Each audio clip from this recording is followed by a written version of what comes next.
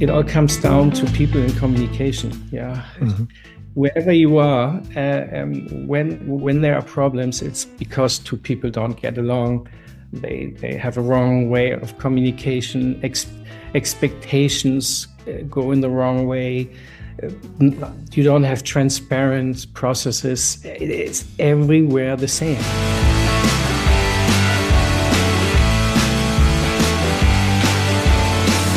Welcome and welcome back to our podcast. Mario, hi, how are you? I am very good. I'm back in Europe, back in the steel house, in the cold kind of pre-year conditions, but very happy to be in this podcast today. Actually, we're recording two today, so I'm going to see Florian twice today. That is true, but now we start with our first one. And before we start, Mario, do you have a favorite quote or a metaphor or a situation from sports that you use to explain challenges in business? I never really had, but in the first interview which we did here, Florian, we interviewed Henry. And when you remember, Henry's son is an ice hockey pro almost. And he took this saying, focus on the puck. Yeah. You always have to focus on the puck. And that sticked. I have no affinity to ice hockey, but I really like that saying, and I start using that because the first one we recorded almost a year ago. So focus on the puck is my focus saying. On the puck. Today, actually, that's a nice bridge, because today we have a person who is specialized in field hockey, not in ice hockey, and I'm going to introduce him now. So from now and then, and our listeners know that we invite not only entrepreneurs from the hospitality industry, but also specialists in psychology, marketing, personal and business development, like Toby Beck and Dr. Rao we had already. And we want to reflect with them on what we learned so far in the episodes. So today we welcome Delf Ness. He's a German marketing and communications professional with over 2 decades of experience in developing strategies, activations and communications for brands, particularly in sponsorships and partnerships. He has held significant roles in various organizations, including serving as a marketing and communications director for the International Hockey Federation. There we are. And in addition to his professional endeavors, he was actively involved in field hockey himself. And he also served as a vice president marketing and communications for the German Hockey Federation. Hockey is part of his life. So right now he's also the founder of a project that is called Alster Capetown Hockey project. Maybe we talk about that later, where he helps young hockey players in South Africa. And he has also held leadership positions in the corporate sector, of course, including chairman of the board, Deutsche Wasserwirtschaft AG. Beyond his corporate and sports-related activities, he is involved in personal development and coaching with focuses on personal growth, professional development, and sports.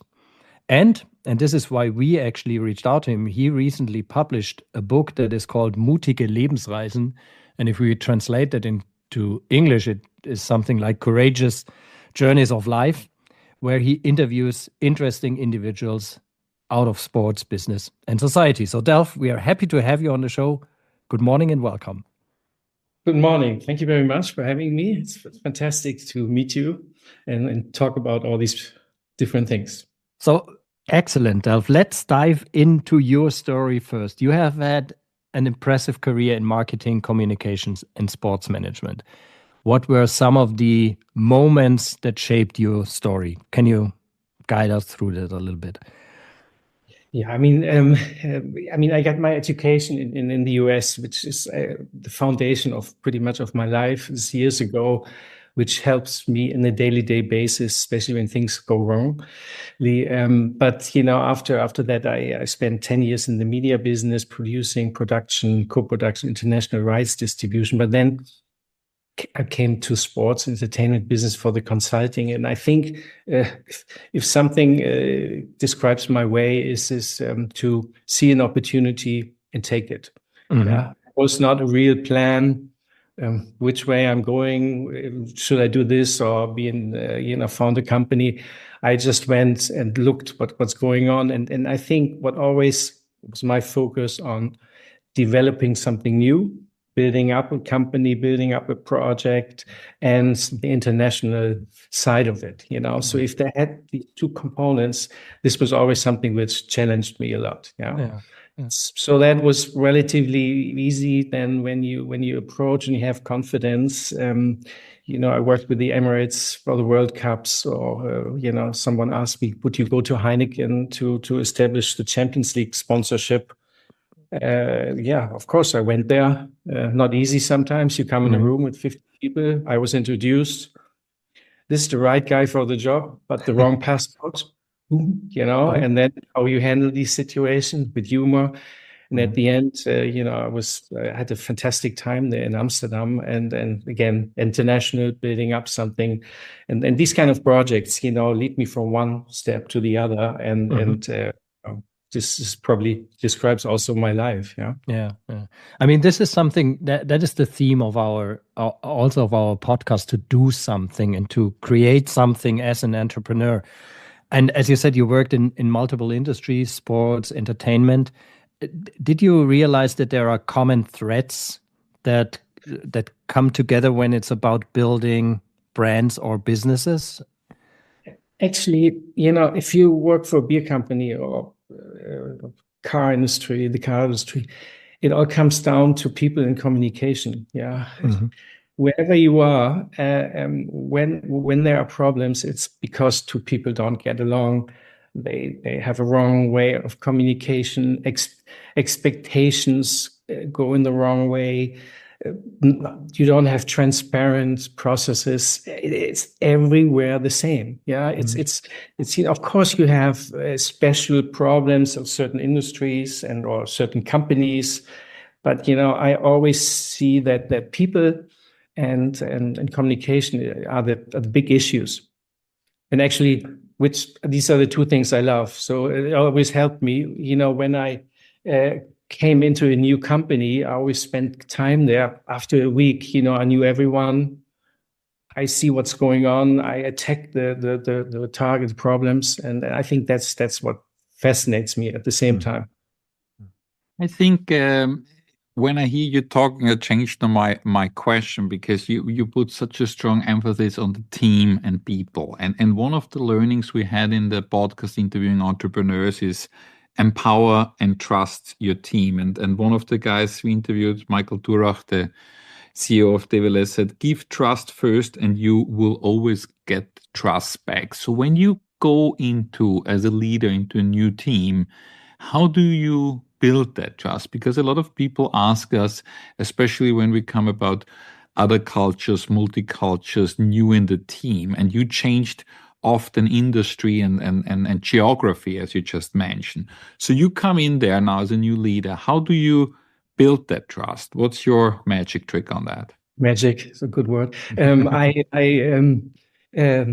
I actually talk to the people first, with all together, then individual talks. I think you need to understand who you're dealing with, what are the strengths, what are the targets, which are the problems, maybe the challenges for that person. You find out what you need to do with these individuals, and then you see how you fit this all together. I mean, coming from field hockey, is a team sport. I can tell everyone, please get your kids to play a team sport, because you're in a team. Your friends is outside. You sometimes don't play. You learn about losing, winning, and you can transfer that in every company. And I think once you come in the company, sometimes you find immediately the solution, but it's not about telling everyone what to do. It's about giving people the chance to find out themselves, by asking the right questions. How would you approach this? What hinders you not to do this? What if you had the chance to change things? What would you suggest? And you take you take them seriously, and then you.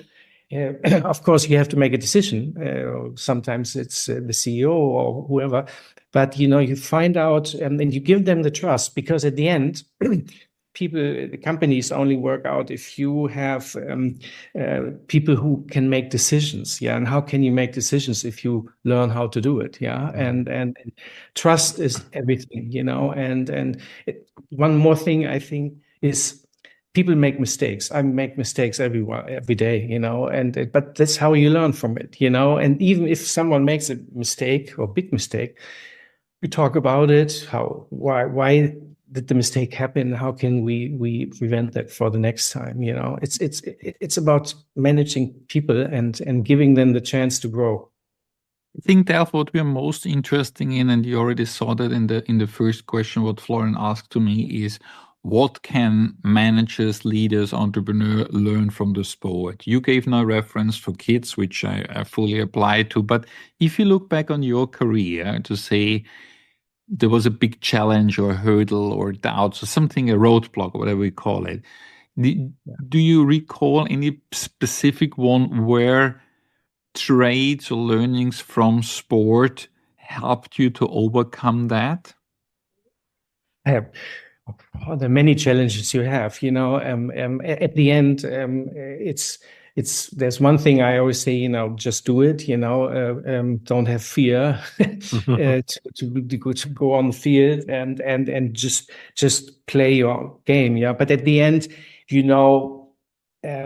mental strength on the field is important. Yeah. In hockey, we are, I must say, very advanced in these things. I mean, when I played Premier League and in Germany, junior national teams, we already had mental coaches. Yeah, it was normal. Yeah, and we saw this as an add-on, and we would think about situations would come, and we would be ready for it. And I think to work on these mental situation, how you solve problems, and to use that also for your business is very vital and very, very important. Yeah, I can really relate to that. Yeah. If we had one quote of one leader we interviewed, it was Katie from Dubai. She said, "Get yourself a work therapist." As a leader, as an entrepreneur, you need to get yourself a work therapist. You call it now mental coach. Did you always had a coach person? I mean, you are a coach to others, but did you use that metaphor? Did you always got somebody to exchange with, and how important is that really for a leader? I think everyone needs a coach. Yeah. Whatever with situation it is, it's a friend, it's your partner, or your kids. I see my kids now as the best coaches I have. No, but when did I start with sport? But once I almost lost one of my eyes, and it's one of my weaknesses, unfortunately. And of course, do you go to a psychologist or not? But I met a friend, and she's a psychologist, said, I know you talk to people, trying not to say the word at that time. And said, yeah, let's do that. And then we found out, she said, what do you want? I said, yeah, I want to be the old Delf, strong. And she said, forget it. You will never be the old Delf. You will be the new Delf. Mm-hmm. And let's work on how would you like to be the new Delf? What kind of person? And we worked on that. And I tell you, I said, next operation, come on, let's do it. I was ready. And this is what I keep on doing, forget the past, respect the past, but go on, what do you do tomorrow or today? How can you, what do you want to achieve in the future? And these things help me to focus on that. Mm-hmm, mm-hmm. In your book, Mutige Lebensreisen, Delf, you actually interviewed and explored the lives of inspiring individuals. And I read some of the interviews you actually made with those persons. What common traits did you notice among the people you interviewed that made their approaches to life so courageous? What is the courageous aspect in those interviews? First, I must say, I co-wrote this with my friend Sabine Tabrizi, who was fantastic. I must give her the credit because she's equally important into this book, and it's a really, really great partnership in this project. I think what all these people have in common, they all have their problems. Yeah, they had their problems. They all had situations where they had doubt. about society, doubt about their health, doubt about what they're doing. Yeah. And it's amazing how different they approached or solved these problems. Some sold their companies to do something good.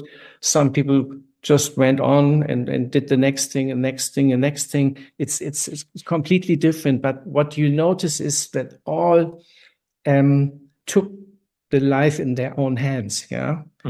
And they actually said, it's I have to do something. Yeah. And actually something what I tell me every day, I decide about my life.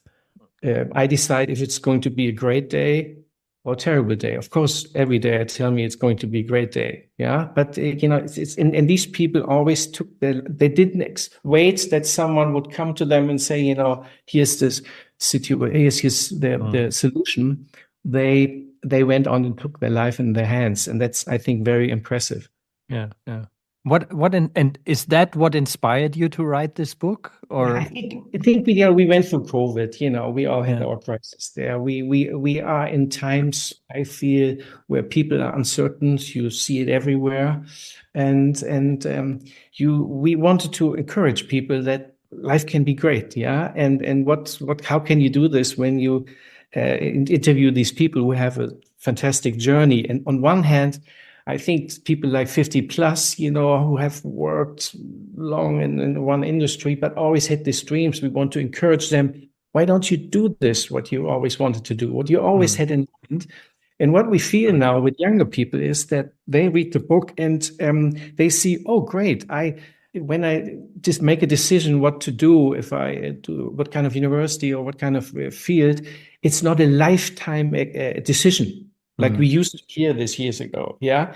And you will have, when you're now 20 or 25, you probably have 4 or 5 different jobs in different industries, and that's the normal, yeah? And actually, when younger kids read this book, they feel, good, relieved, and it's also good for their parents to take away the pressure. You have to do this or that, yeah? And I think that's why. And actually, it works. I can tell you, if I may, a story. Sure. I had a coffee with a guy who's 64, great guy. And I said, what's going on? After 36 years as a CEO, they fired me and life is terrible. And I said, okay. Much longer will they pay you? Say, until next, whatever. I said, so actually 18 months you are paid now to think what you do next. It's like $1 million jackpot. He said, why they pay you full time and you can build up your relation. You speak 5 languages, boom. I tell you, he was this much taller after the talk. And that's why I thought, you need to encourage people. And if we do this with the book, where many people have, as like you say, doubts, but put and then drive forward to do something new. It's fantastic. Actually, a little bit selfish also. It was great to talk to all of them. Yeah. And you can imagine how many times I read the book or read, and I always felt, good. Yeah. It's also in our podcast where we actually have the chance to talk to very interesting personalities out there and how their life journeys have been so far. Is there a particular story or a person in that book that deeply resonated with you? Is there a story that impressed you so much that you can share? Yeah, I mean, it's for example, if you talk Stephanie Döring, yeah, she grew up in a very small village in Western Germany, stopped school, went to the hotel to do an apprenticeship, got discovered wine, was sent by the hotel owner to Jakob here in Hamburg. She didn't know what Jakob was, so how to get there, and this guy Thoma, who was the top sommelier in Germany, and he taught her everything, and she suffered. I mean, honestly. And then he said, "Now your next step." So he sent her to Gordon Ramsay, not to London, and she had no money there, and really it was a tough time. And then at the end, she opened up 9 or 7 restaurants with him worldwide. Yeah, and now comes back. She opened up with some wine laden with Havesco, but then also had the courage to, buy them out, and is one of the great women in wine, Sumi of the year, and to out of I mean, this story, and then I had heard this speech before for young people university and said, look at this, whatever you do, I don't care what you do, but look at this wonderful woman, what a passion. Whatever you do it with passion, and then you will succeed, hopefully. I think, Delf, one of your strengths of the book, and now you just mentioned it, is storytelling, because we also feel that when we do the podcast, and it's also a big motivation, but I would like to get your gist on that how important do you think these stories and other similars is to encourage people to embrace bold choices? Because we always feel this topic of Schwellenangst. I think everybody out there has a dream or wants to do something, and then something is holding them back. This fear of threshold and borders, this German Schwellenangst, which is also very particular that it's only a German word and not really a proper translation. How do you see that? How does storytelling help to overcome Schwellenangst? And how can we use that as a leader? Yeah, I think we had, of course, certain questions always ready, on a certain system, but we gave them also the freedom to just start, to just talk, where we said, why don't you talk about your life? They asked, when do you want to start? So when you want to start, maybe when you were 4, 5, when you feel comfortable, And they started to feel really comfortable in our conversation, which we made always on the personal level. And they after a while, they opened up a lot. And that's what I see, that they didn't mind to share their certain things which really didn't work in their life, but then give them an example how to move on, and this transfer, that really, when you see it in when you read it, then it really helps. You can connect to them, and I think what I always tell people when they said, which story should I read first, I said, which you have to be in a mood. One day it's for wine, one day it's Benny who founded Viva Con Agua. How to from a football player seeing something goes wrong, and what can you do? And he actually he went with the football team to Cuba, and they saw the problems, and then they said, oh, we should do something. And then doing a podcast like this, they said, we're doing now something in Cuba, we're raising money, and we said, and suddenly from everywhere people said, oh, can we help? Can we give money? He had no plan, but he suddenly, it was not difficult to start it, to be honest, because we just had an idea, and he voiced it, and everyone was boom. So you see there are different approaches. Another friend, Sven Jacobi, he sold his company, and he was traveling, and he was then at a island where he saw all the plastic surrounding the beach, and he said this was his initial moment, and I think when you have these moments, then you have to take action. That's, I think, the important point, and that you really take action and do it. And this is what we try to demonstrate with the book. Yes, 100%. We always like what we had. I just need to look that up, how the quote is. Take decisive action. If there's a problem, you can't untie the knots. You have to cut them through and do it. You have to act.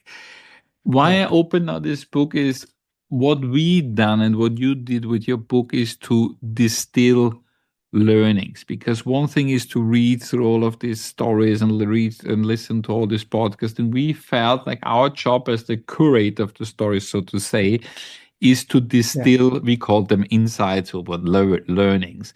And we found that we interviewed 50 people already, that there's always common themes. There's a crisis. how do people get out of the crisis? And we distilled some learnings. And I was just trying to, let's say, compare notes, so to say.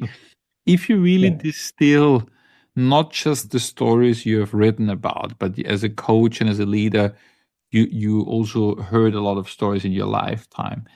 In a crisis mode, what is the things which brings people out of it? So what is it, if you really, like on a very executive level, think what are the common themes on how to get people, we call it from doubt to thrive, or whatever you want to call it, out of a crisis, to make this mutige Lebensreisen? What is it? I think is to accept if something goes wrong in your life, business or private life. You have to start the process to accept it. Yeah, if it's COVID, or like my last year, 3 people very close to me died. Where you have to have a process, where you have to accept it. You have to, or when you have a problem with a person, you have to neutralize it. Which I mean is by understanding the positive things about it. Yeah. So when I ripped my Achilles last year, also, in addition, so what was the good part about it? To have this terrible injury, although I love sports, So, okay, maybe I did too much. Maybe you need to focus more. And I start to write these things down. And suddenly you have 20, 25 positive things about. And then you say, okay, understand it and move on. Yeah. The faster you accept a problem or a crisis, the faster you can get out of it. And then again, it's possible that you fall into the depression, or you get lazy. Not lazy is the wrong word, but you get slower.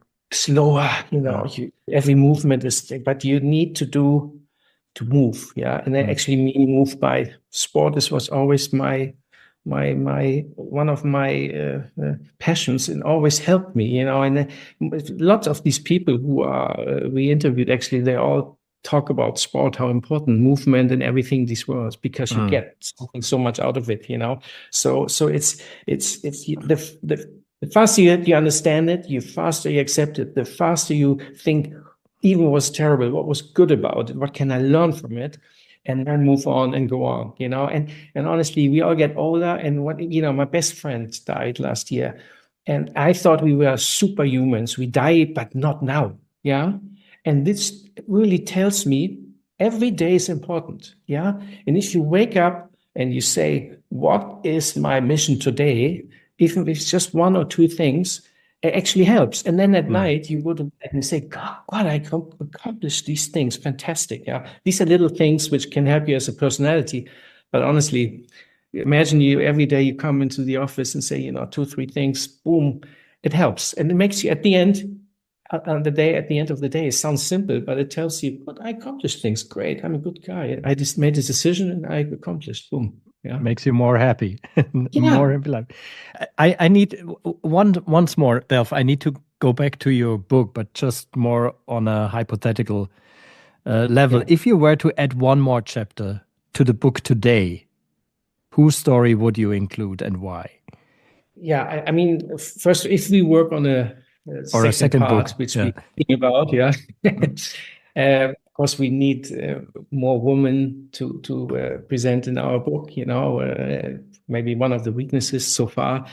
But I think, for example, Tatjana Kiel, the manager of the Klitschko brothers, how she managed to change from managing 2 great guys into creating support for Ukraine with creative ideas and her network. I don't know her personally, but I would love to ask her. I think this is a great situation. Great, fantastic person, and wonderful example of how to change. How to be flexible and change fast. We talked a lot about, and this that comes through everything you say, about doing something. And it's like for me, when I listen to you, it's like a credo of yours. And I saw a post on LinkedIn where you wrote, finally doing, I quote you now, finally doing what you've always wanted to do, finally doing what makes you happy, not always on the direct route, but always pursuing the new goal with passion. That gives you courage. And I would like to talk about that word courage a little bit more with you. Can you define that courage for a person? What exactly do you mean, and how can we build up that kind of courage? Because there is so much doubt and roadblocks, and people stumble. How do they gain back their courage to overcome those? Yeah, it's just, I mean, I think it's also sometimes preparation. Yeah. You need to, I think you need to take time what you really want to do. Yeah. And before you take the action, I think if you look around, even the toughest people around you, they all have their issues. Yeah. And if you understand this, that even these people pretending to be tough and great have their weaknesses, that really helps, by the way. Yeah. For some people to overcome this, to be shy and to do things. What we always also wanted to say with the book is, it would be easy to write a book about 12 CEOs who are just great and everything is fantastic, but this is not the way it is. Yeah. And I think encouragement comes that it's okay to make a mistake. Yeah. It's okay to even if the company or project doesn't work out, there's always a next one. Yeah. And what you can learn from it. I mean, many people say it, but I've seen it, I lived it, and these people have lived it, that at the end, the encouragement that they always keep doing things and trying things, that they are rewarded. Yeah, and I strongly believe in that, and I think, as I said, when I say I decide, I strongly believe that if I decide that some things will coming, then it helps to reach these goals. Yeah, it's like a manifesto. So yeah, it has a lot with if you come and you doubt and you think, could it work or not? Forget it. People feel that, if you come in and say, I strongly believe in this, I'm convinced. People also, your surroundings see it, they feel it, yeah, and it gives you better. They definitely feel it. I think you can always feel when somebody enters a room in what state of mind they are. I want to go to one point, and you came back, and it seems to be a theme here. We had one quote in our white paper and says, if there's one thing most of our guests have in common, they treat their businesses like they treat themselves. Great leadership apparently comes from within. How important, besides this mental coaching you had or this work therapist, self-care seems to be essential to leadership? I think I'm born 1977, and we grew up in this time when you always thought like the leader of a company needs to be that, I don't know, almost like a hero figure. There cannot be any weaknesses. He needs to work day and night, and the more you work, the better, blah, blah, blah. And now we have a different phase of leadership. So what do you coach, or what do you recommend people close to you on self-care as a leader? What other recommendations besides the one we touched already do you have? Yeah, I mean, you have to be happy about yourself. You could even say, you have to love yourself to be loved by others. Yeah, I mean, that I truly believe this. I mean, if you have a life where you are happy, where you you feel good, you are then people understand this and notice this. And at the same time, I think as a leader, or as a person who leads a team, it's also okay to show them when you don't feel good, about something, but at the same time, you show them a way how you get out of it. This is strong leadership. Yeah, when we see, I have a problem, or or you even cry because when why not? Because if you're sad, if something hits you, you are a human being. Yeah, and I think the great thing is to show them that you find a way to come out of this situation. I think this is the strongest way how to get your team. Yeah. With you. And any other trick, Delf, in terms of you stay very strong, which I like on the mental phase or mental health, because you also said the hockey guys or you as a team were one of the first who had these mental coaches. If we talk about any other thing of self-care to get distance from problem, is there anything you did or people around do on terms of meditation or being offline or hiking or sport or meditation? What other things do you see which work or which you recommend? Yeah, I mean, of course, sport is for me one of the best things you really can. You're gone. I mean, if you do like a hockey or paddle tennis, which I play a lot, and then it really helps you to get out of it. If you do something, where you cycle or you run, actually you get ideas. I mean, this is fantastic. How if I spend an hour on a bike or something, then I take a problem into the race, and not the race, when I go, and at the end I have the solution. Yes. It's really amazing how that works. Yeah, but I strongly recommend in the morning. It's not always easy, but don't take the phone in the hand.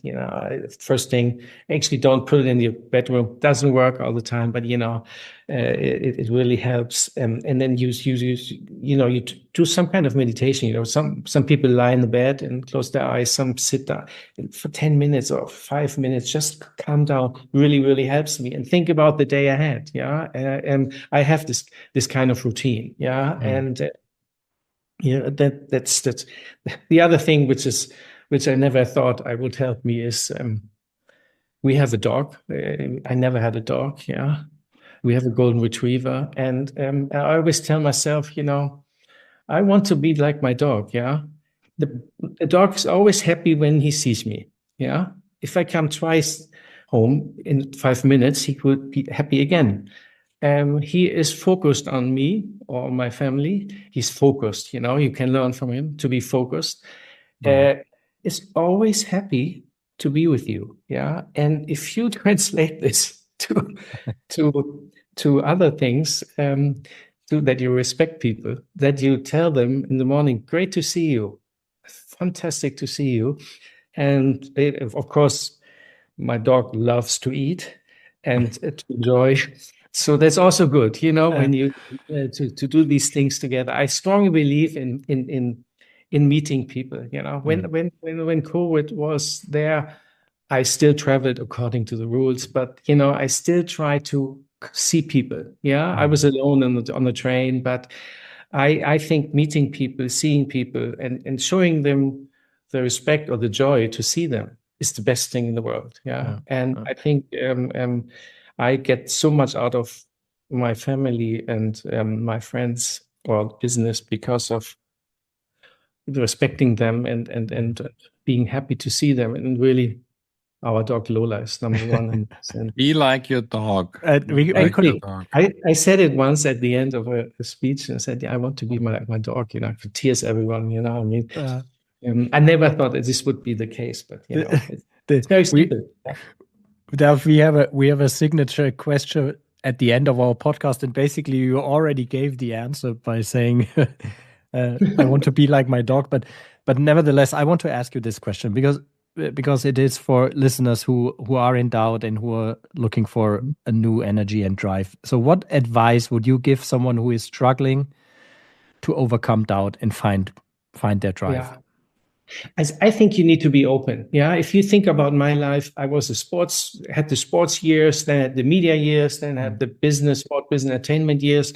Now I see for me the years to to support people and help people.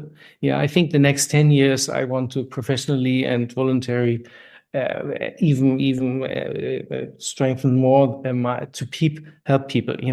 So be open to change the industry or to change what you're doing. It's totally okay. I don't think every 2 years maybe, but to see a new focus, and see what is it really what I like, and someone had the quote, what do you do? What do you like to do for fun?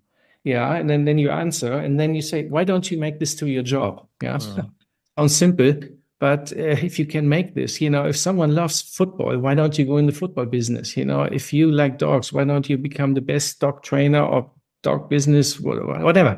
It's sometimes we are so limited by our parents or by our surroundings or how they live and how they have that focus on you. What is really the thing you really, really love? And then try. If you like, for example, my son, when he, what he loves music. Yeah, I say, if music, try it. He didn't go into the music business. I would have loved to, but loved it. But it's at least see what is this what I think to everyone. Find out, take your time, and then go for it. Go for it. I think. Can I say one thing? Sure.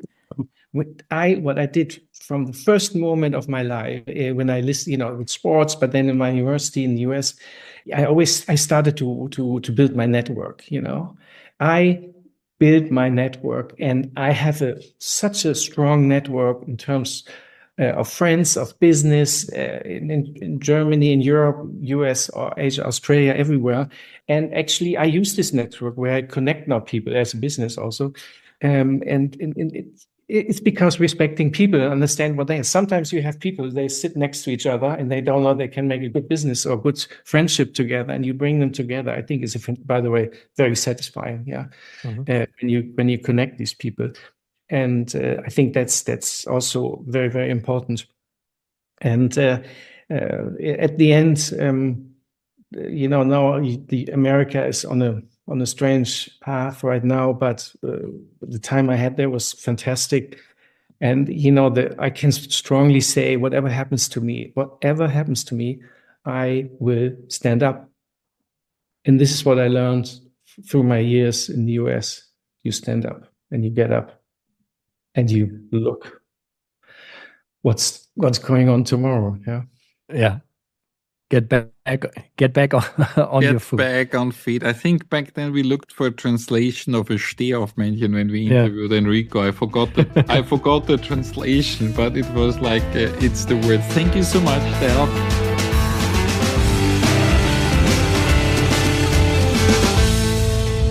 It's good to mix it up, as they say, and have sometimes other guests. Well done, Florian. So, what's the learnings? So just do something. I mean, that's his major topic. Do something. Do something. Just play your game. Do something. Go for it. He also said that. Go for it. Just do something. And it also fits with one of the first things he mentioned, like see an opportunity and take it. I think that's the positive version of the no Schwellenangst. Don't see the Schwellenangst even. Just see the room full of teddy bears and take it. That was one of my first learnings. Absolutely. Then he said, people and when we ask him where are the pit holes, and then he said, people and communications. No, it always comes down to people and communications. Really, and he also shared how you get people talking, give them time, build the relationship, because we had here somebody who worked several industries and several geographies, and it seems to be independent from the background, that at the end of the day you need to form the team, as we said, absolutely. And you need to get them talking. One thing is that there's no direct fit now to this topic, but I really like that for all the parents out there. Get your kids to do team sport. You learn very fast about winning and losing. You learn how to play together, and he had a lot of examples on how this team sport helped him, but also others around him to actually become a better leader or a better team player, actually. Yeah, absolutely. Then he also said mental strength is key.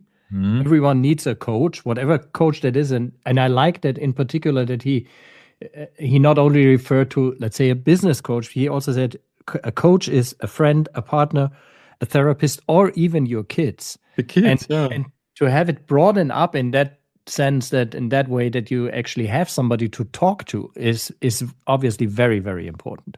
Yeah, and he also said that the hockey, which seems to be the theme and the passion of his life, was very early in having mental coaches on their team.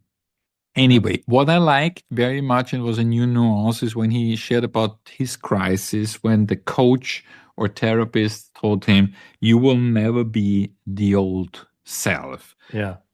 Let's build the new version. I really like that, not trying to kind of look too much back.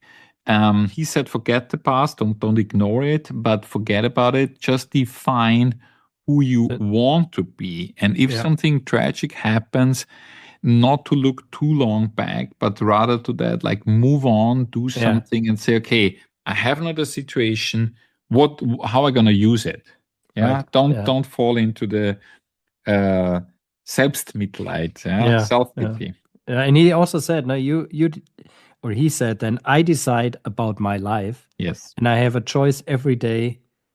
And I can actually form my life in the way I want to have it.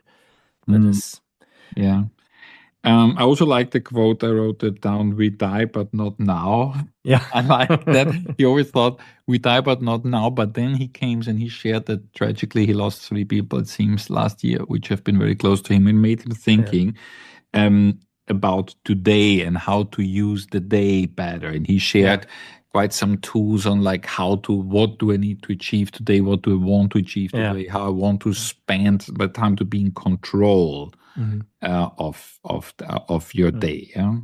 He also said that you have to accept that something goes wrong. So failure is part of the story. It's something that actually is a transmission into from doubt to drive. Now, if something goes wrong, there's always a light at the end of the tunnel, and he just actually confirms that. And he said, out of this, a process follows, and he writes things down, and then you need to move again and move forward. Yeah. At the end, we talked a lot, or the whole interview, we talked a lot about self-care. Yeah. You have to love yourself to be loved. I really like that. Think about the day ahead. He had that too.